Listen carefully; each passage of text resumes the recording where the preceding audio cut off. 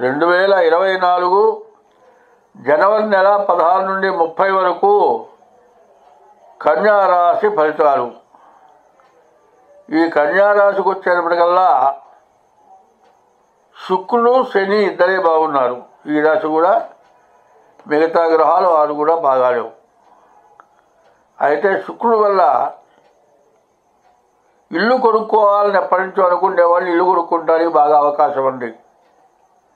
కాదండి, అప్పు చేసి ఇల్లు కొనుక్కున్నా కూడా ఇల్లు నిలబడుతుంది, బాకీ తీరుతుంది. శని వల్ల కూడా ఏదైనా మోటార్ బండ్లు కానీ, కార్లు కావచ్చు, బస్సులు కావచ్చు, 2 వీలర్స్ కావచ్చు కొనుక్కుంటానికి అవకాశం ఉంది. ఎందుకంటే ఉన్న డబ్బు చాలదు అని ఏది కొనకుండా ఉన్నట్లయితే ఈ ఉన్న డబ్బు ఏది మిగలకుండా మొత్తం పోతుంది. ఈ రాశి వాళ్ళు ఈ సమయంలో అప్పు తెచ్చుకొని ఏదైనా కొనుక్కుంటే అప్పు తీరుతుంది, ఆస్తి నిలబడుతుంది. కొన్న రోజు కంటే కొన్న మరుసటి రోజు నుంచి 3 రెట్లు విలువ పెరుగుతుంది. ఇట్లాంటి పరిస్థితి ఈ జాతకానికి రావాలి అంటే శుక్రుడికి 7,000 జపం ఉలవల దానం, కుజుడికి 7,000 జపం కందుల దానం, బుధుడికి 15,000 జపం పెసల దానం, రవికి 6,000 జపం గోధుమల దానం, గురువుకి 16,000 జపం శనగల దానం ఇట్లా ఇవ్వటం చాలా అవసరం. తర్వాత మీ జాతక రీత్యా మీ తారీఖు, నెల, సంవత్సరం టైం రీత్యా జాతక చక్రం వేయించుకోండి. ఇంకా అది లేకపోతే మీ అరిచేతుల ద్వారా సాముద్రికం చూసి చెప్తాము. వెళుతున్నామంటే దెబ్బ తగలకుండా చూసుకోవాలి. బండి మీద వెళుతూ ఉంటాము, చెట్లుంటాయి, కొమ్మలు ఉంటాయి.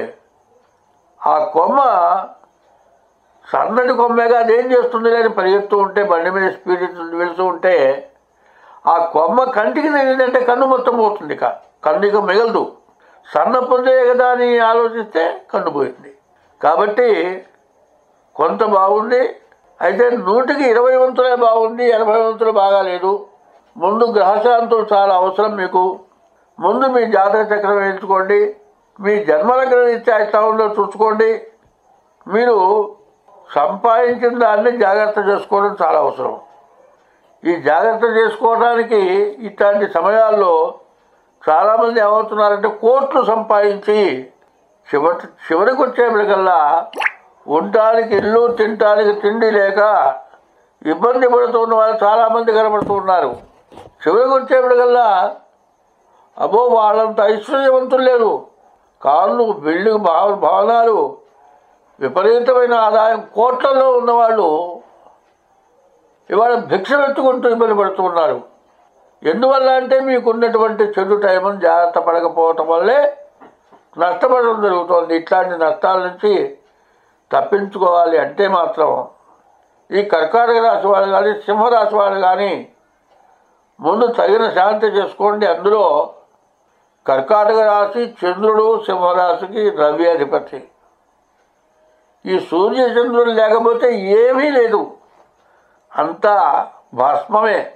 మరి ఈ సూర్యుడు సింహ లగ్నానికి అధిపతి, చంద్రుడు కర్కాటక లగ్నానికి అధిపతి. వీళ్ళు పూర్వజన్మ సుకృతంతో పుట్టిన వాళ్ళు.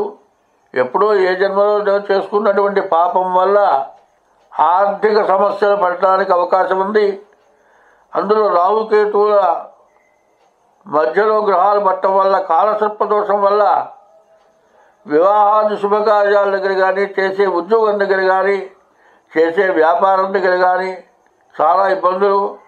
అదే కాదండి, బాగా సంపాదిస్తారు, ఎదురు లేదనుకుంటారు, కానీ వాళ్ళకు పుట్టేవాడు ఒకడు ఉంటాడు, వాడు మొత్తం తిరుక్షవలాయ మంగళం, తల్లిదండ్రులకు అన్నం కూడా లేకుండా చేస్తాడు. వాడేదో చేశాడని మనం అనుకోవటం కాదు, మన గ్రహస్థితి బాగుండకపోవటాన అట్లాంటి కొడుకు, ఆ కొడుకు ఆ బుద్ధి పుట్టి ఆ గ్రహాలు వాడి యందు నివసించి మిమ్మల్ని ఇబ్బంది పెడుతున్నాయని గుర్తుపెట్టుకోండి. కాబట్టి గ్రహశాంతులు చేసుకోవడం చాలా అవసరం. ఈ రాశి వాళ్ళకు చదువు దగ్గర ఏమంటే బీటెక్ అనేప్పటికీ ఎక్కడి నుంచి కష్టపడితే బీటెక్ వస్తాం? ఇదే రాశిలో ఈ సమయంలో చదువు చెడిపోవటానికి అవకాశం ఉంది.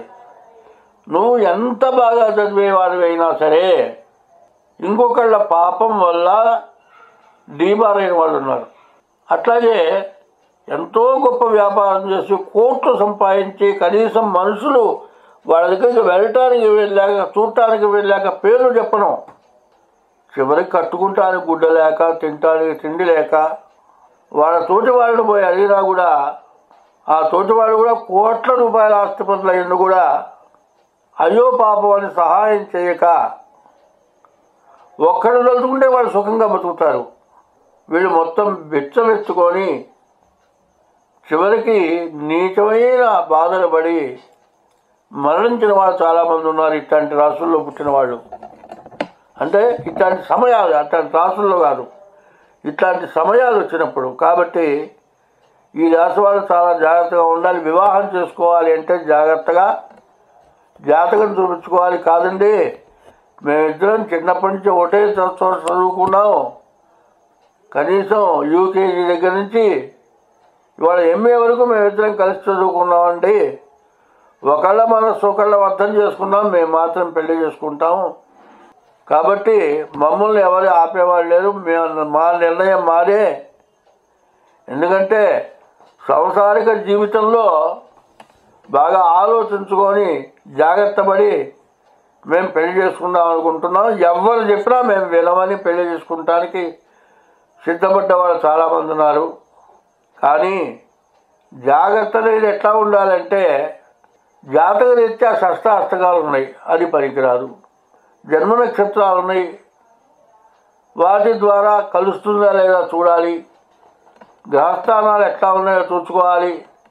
కాలసర్ప దోషాలు ఎక్కువగా ఉంటున్నాయి, కుడి దోషాలు ఉంటున్నాయి.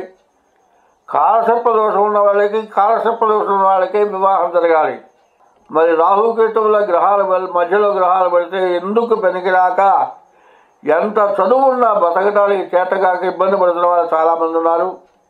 బాగా ఆలోచించుకోండి. ఎందుకు చెబుతున్నారంటే కోట్ల రూపాయల ఆస్తి పనులు మళ్ళీ వెనక్కి తిరిగి ఆలోచిస్తే ఇక బతకలేరు. ఎందుకంటే అంత దరిద్రం ఇచ్చి చాలామంది బాధపడ్డ వాళ్ళు ఉన్నారు. మరి ఎవరు చూడక చాలా ఇబ్బందులు పడ్డ వాళ్ళు ఉన్నారు. కాబట్టి ఇటువంటి రాశుల్లో ఉన్నటువంటి దోషాలని తొలగించుకుంటానికి మీ పిల్లలు కావచ్చు, మీరు కావచ్చు, మీ కుటుంబం కావచ్చు, ఈ కుటుంబంలో ఎవరైనా అసలు నేను బాగానే ఉన్నానయ్యా, నేను బాగానే సంపాదిస్తున్నాను, నా వృత్తి బాగుంది, నేను కోట్లలో ఉన్నానంటాడు. ఇందులో ఒకడు ఉంటారు, ఎవరో ఒకళ్ళు ఏమీ తినడానికి విస్తరాకు కూడా మిగలకుండా నష్టపరుస్తారు. కాబట్టి ముందు జాగ్రత్త, ముందు చూపు చాలా అవసరం. ఈ రాశి వాళ్ళు డేట్ ఆఫ్ బర్త్ ద్వారా కానీ హస్త సాముద్రికం ద్వారా కానీ జాతకం చూపించుకొని దానికి తగిన శాంతి చేసుకొని ప్రవర్తిస్తే చాలా బాగుంటుంది.